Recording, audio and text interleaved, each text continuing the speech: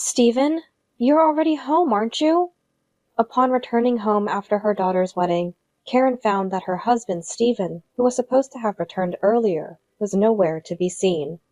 Instead, Karen heard the voice of an unfamiliar young woman. Oh, someone's here, Stephen. Who are you? Why are you barging into someone else's house? That's my line. Why is an old lady like you barging into someone else's house? This is called trespassing, you know. The woman unapologetically called Karen an outsider. Then Stephen, wrapped in a bathrobe, appeared from the bathroom. What? You're already back? Stephen glared at Karen as if she were something unpleasant. What's going on? Why is there a woman I don't know in this house? I'm going to be Stephen's wife soon. You're in the way, so please leave. Confused by what the woman was saying, Karen looked at Stephen with pleading eyes. That's right. She's Margaret, a subordinate from my company. I've decided to marry Margaret, so I want you to leave this house immediately. Stephen said this matter-of-factly.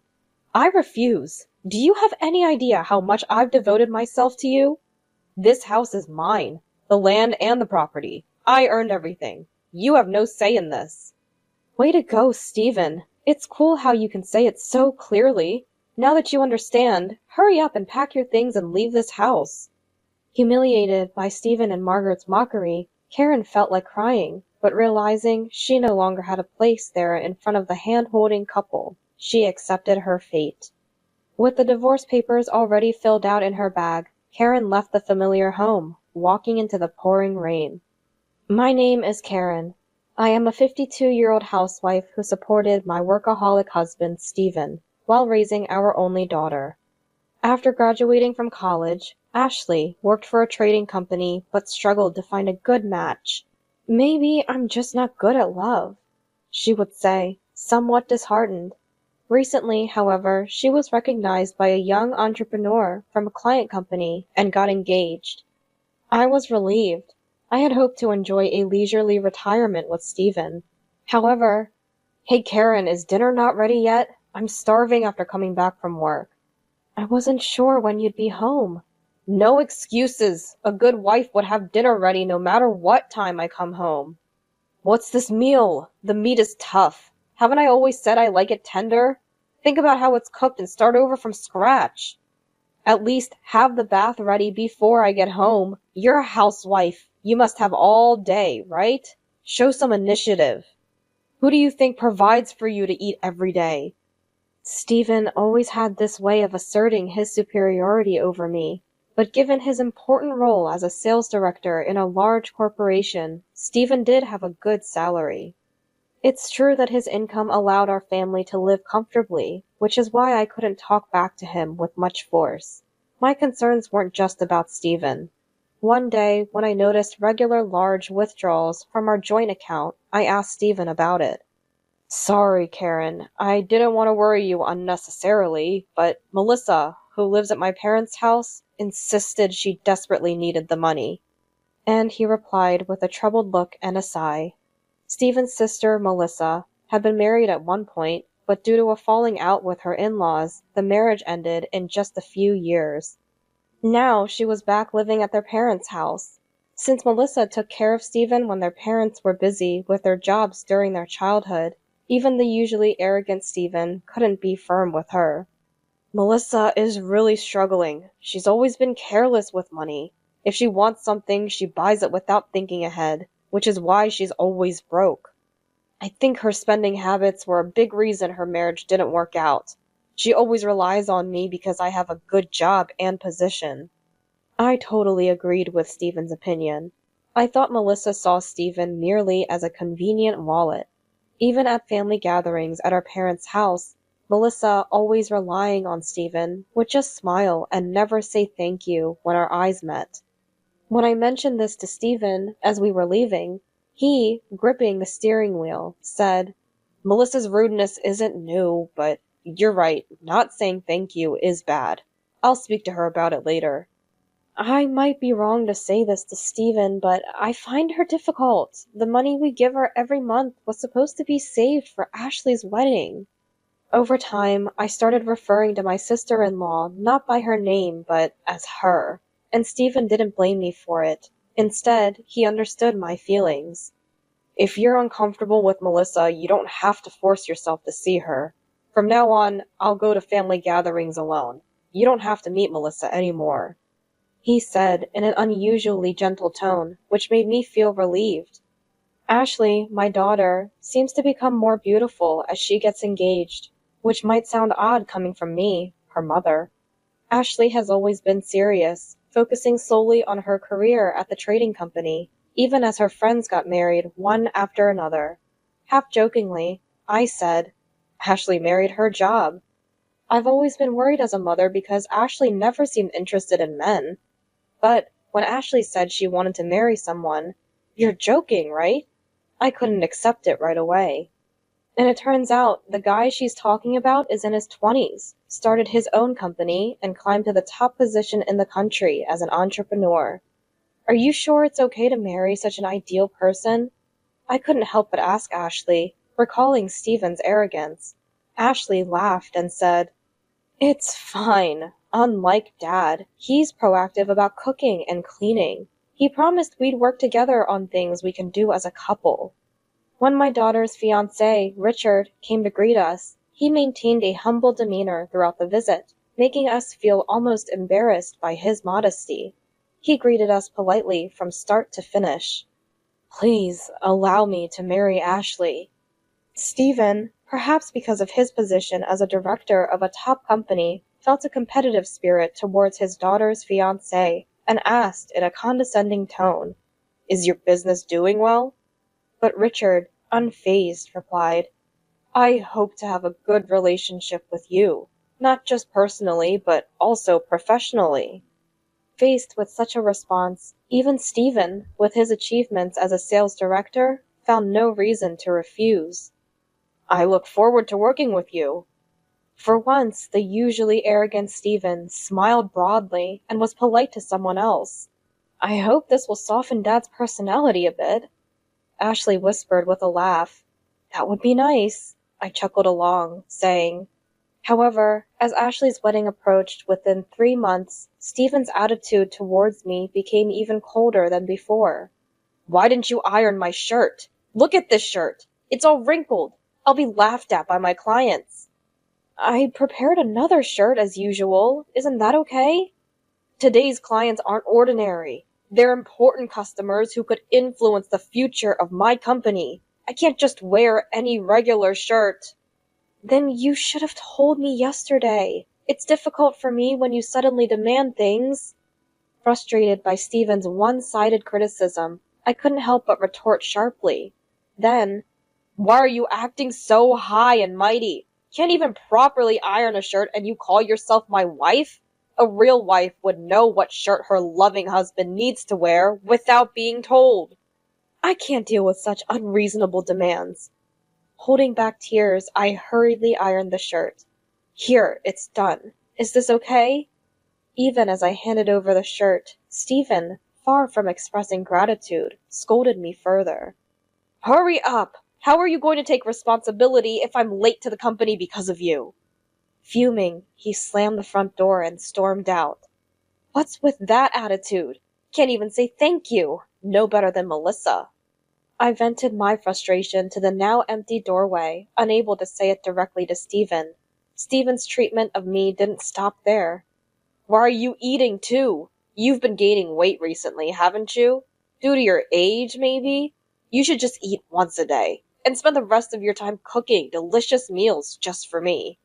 Your beloved husband is home. Come on, give me a shoulder massage. Do I have to tell you everything? You're so useless. I can find a replacement for you anywhere. He seemed to think of me as a convenient maid or robot, programmed to do his bidding. Believing himself an elite because of his high salary, he looked down on me, who had been a housewife for years, as if she couldn't do anything if she went back to society now. Stephen was the one who had said to me, who used to work in a high-end shop, Quit your job when we get married and devote yourself to me. It was Stephen who said that. I found fulfillment in my work and enjoyed interacting with customers, wanting to continue working as long as possible. But I gave up my job without a second thought, thinking it was the least I could do for Stephen, who I loved. Now, being looked down upon for being just a housewife infuriated me. I really wanted to retort, "Then make your own meal." That's what I wanted to say. And Stephen, in his anger, threw the meal I had prepared onto the floor. "Pick it up! What's with that look? If you have a complaint, you're free to leave this house right now." "No, it's nothing. I'm sorry, I'll clean it up right away." I managed to suppress my anger and could only apologize. In the midst of such a daily life, Ashley, with her wedding just a day away, wanted to spend time with her family of 3 for the first time in a while and came to visit. Motivated by this, I put extra effort into cooking, and Ashley said, "Mom's cooking really is the best." Ashley said something that made me happy, but Stephen just snorted and remained expressionless. "What's wrong? Dad seems to be in a bad mood. Are you sad because I'm getting married soon?" Teasing him, Ashley got no response from Stephen. "Hey Karen, coffee," he commanded. "Still acting all high and mighty. Don't come crying to me when Mom runs away from you one day." "Anyone who wants to leave can leave. It's not like they have a job. It's obvious they'll come crawling back when they run out of money." "Your personality hasn't softened at all. In fact, it seems to have gotten worse." Ashley, with a look of disbelief, said. I just gave a wry smile and tried to calm the situation. "It's the same as always." The doorbell rang and Ashley said, "I'll get it."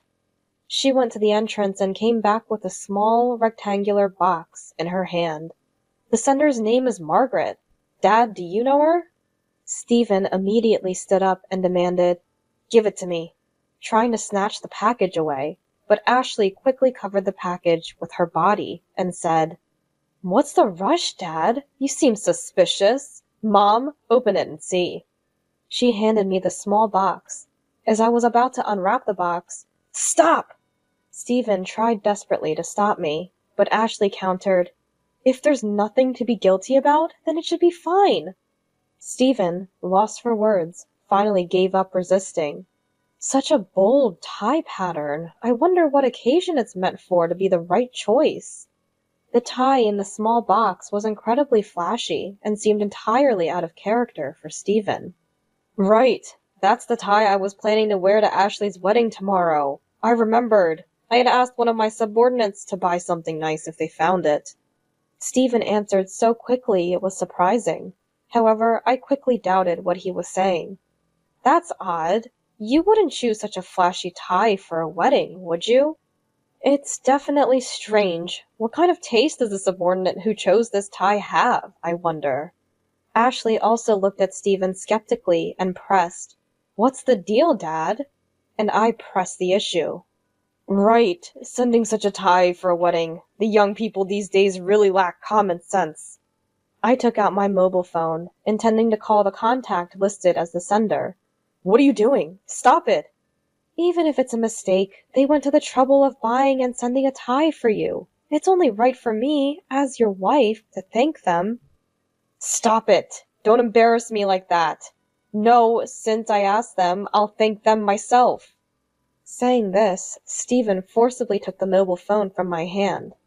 "Why are you so flustered? It seems like you're desperately trying to hide something." "Are you doubting me? A useless housewife doubting her husband who earns the money? If you're doubting me so much, it must be you who has the guilty secret, right?" "Why would you think that? I'm just worried because you're acting differently than usual, that's all." "So you're trying to shift your guilt onto me? So you do have something to hide from me. If you hate me that much, you can leave right now." Stephen always resorts to saying leave whenever something comes up. It makes me wonder if he's the one who doesn't want to be with me. "I don't care who's right, but please get along until at least after my wedding tomorrow."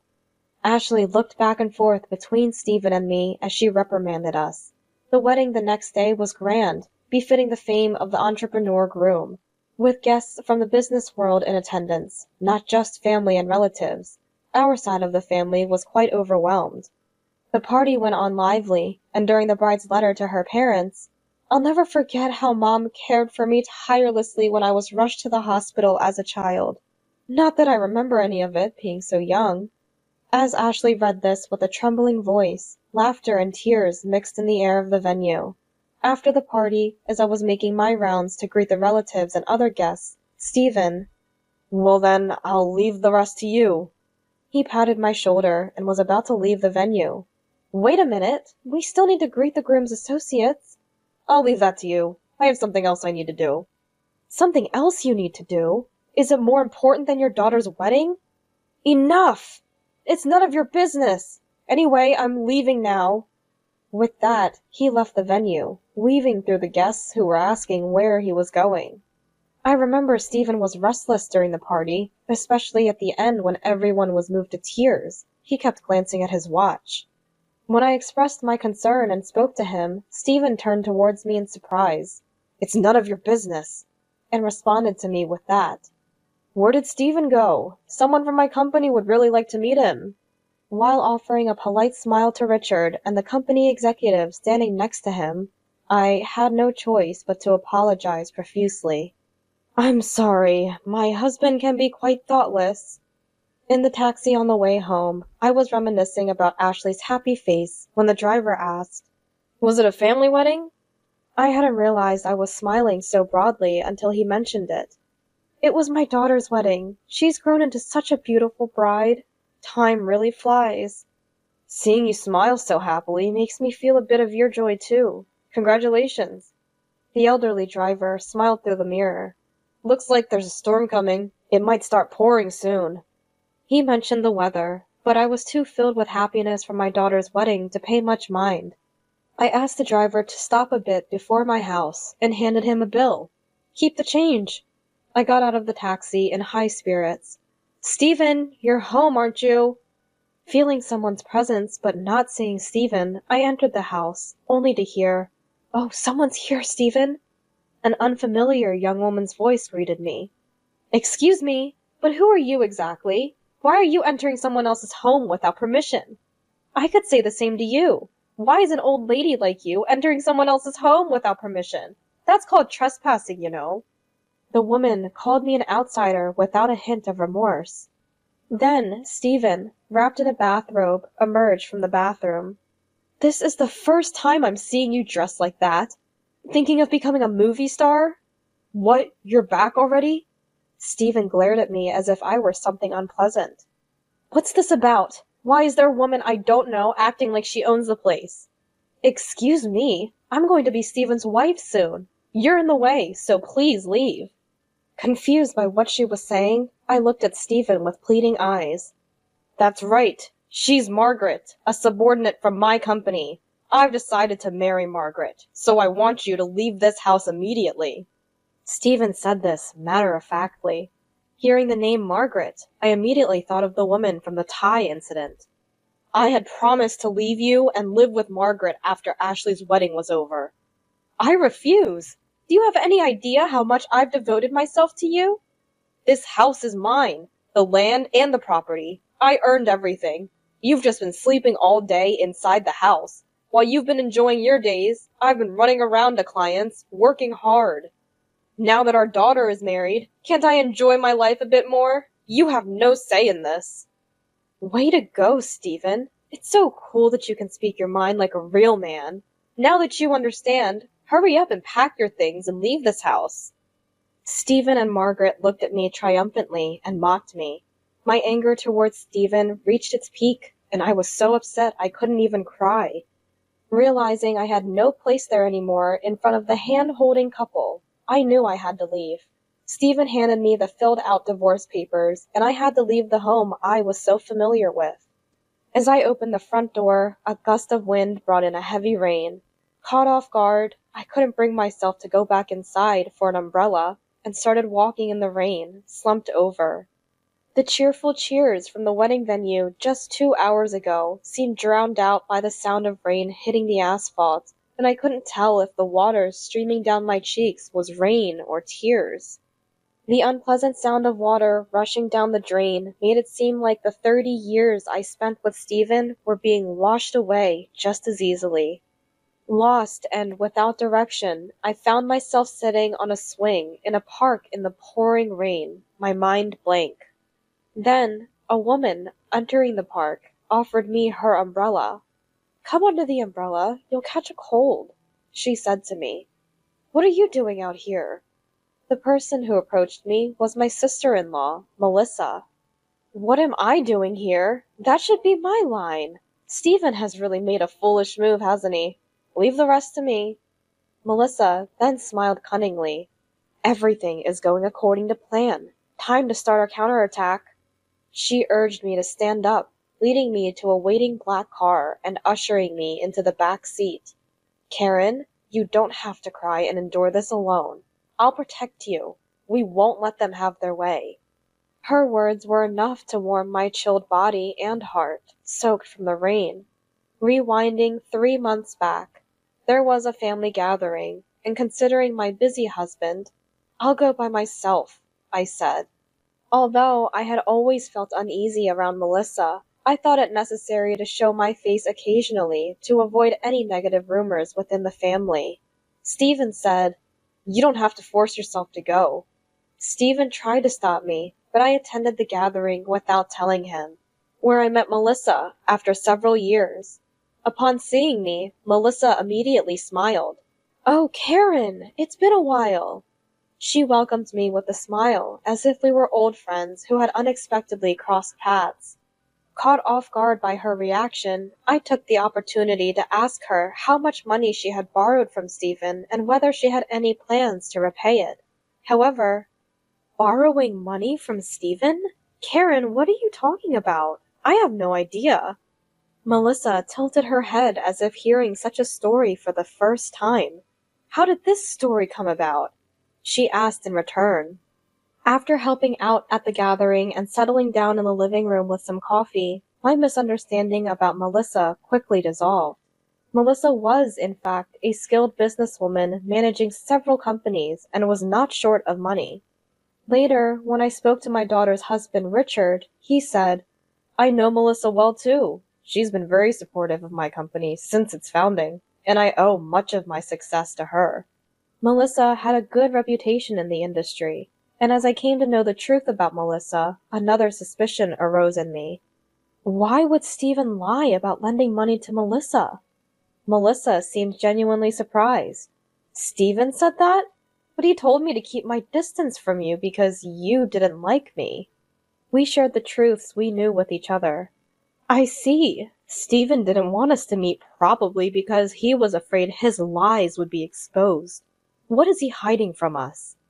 The question was where the money Stephen secretly withdrew, deceiving me in the process, was going.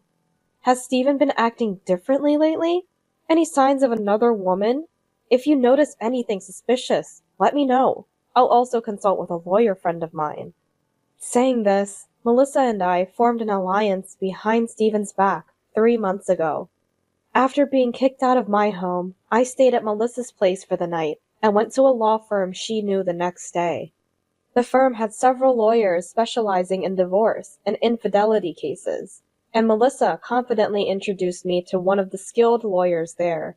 It turned out Melissa had already briefed the lawyer about the situation 3 months prior, and the lawyer had hired a private investigator to look into Stephen's affairs. "We've just received the investigation report. Over the past 3 months, your husband has had multiple secret meetings with a subordinate named Margaret in hotels. There's no mistake. We have solid evidence.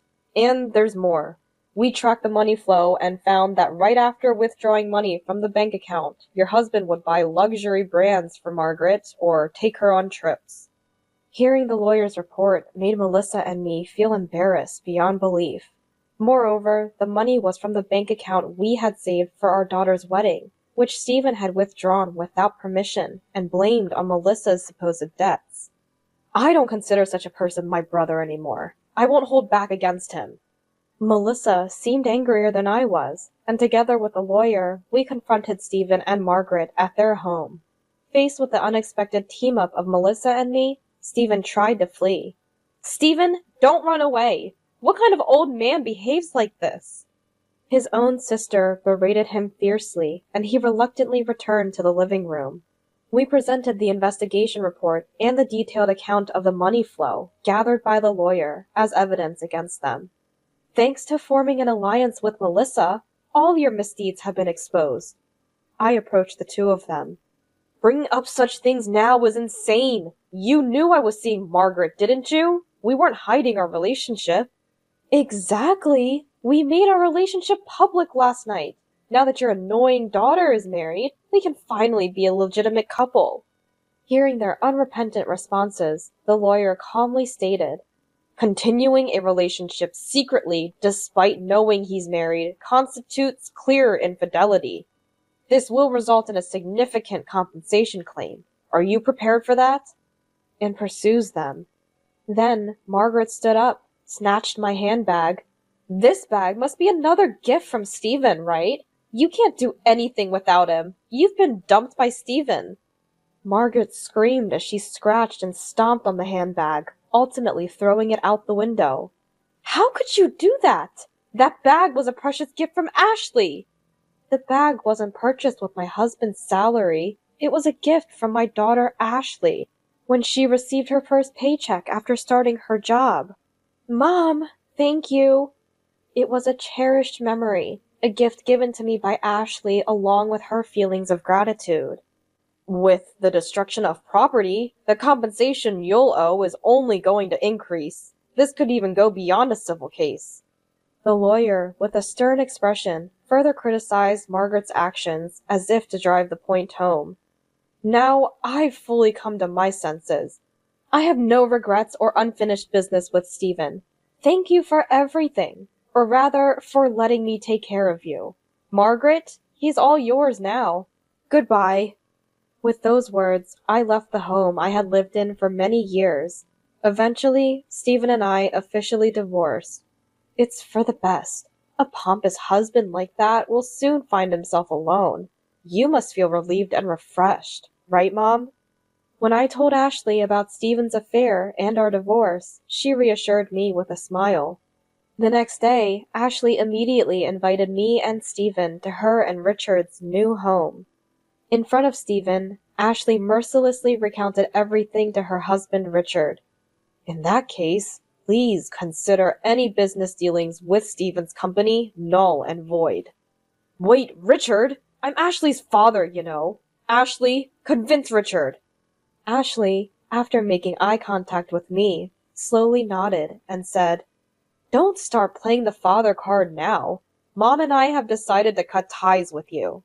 Ashley indecisively disowned her own father in a calm tone. Stephen, having lost a significant business partner due to his infidelity, found his position at work jeopardized and resorted to, almost threatening sales tactics. This led to a backlash, with numerous complaints from many business partners. Richard later visited. This is just what I heard, but... Anne prefaced, Stephen was eventually asked to pay a significant amount of compensation by his company and was dismissed for misconduct. He told me. To me, Stephen had become a stranger. I couldn't care less. I laughed and listened. Even after divorcing Stephen, my relationship with Melissa remained positive. We just had an opening for an office staff member in one of my subsidiaries. Karen, would you be interested in taking the position? She offered me a lifeline when I was struggling with my life. Occasionally, Stephen would come to my condominium. Listen, Margaret called me trash just because I couldn't earn a high salary anymore. To her, I was just a tool for making money. Karen, I realize now that I need you.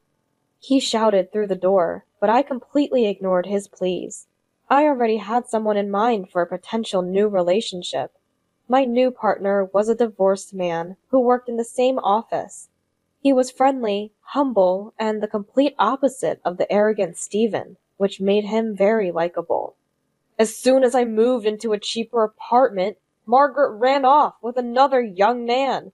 What should I do now? Hey, just a little would help. Can you lend me some money? I grew tired of Stephen's desperate calls and had the security guard escort him out. As the sky looked like it was about to rain, I was bringing in the laundry from the balcony when I saw Stephen leaving. His shoulders slumped. I hoped he wouldn't get caught in the rain, but then again, it didn't really matter to me. Just then, Melissa called, and Stephen's concerns were quickly pushed to the back of my mind. Melissa, thank you for the delicious full-course meal the other day. Oh, this Sunday? Sure, I'm free. Whether it's golf, shopping, or anywhere else, I'd love to join you. I responded with an exceptionally cheerful voice.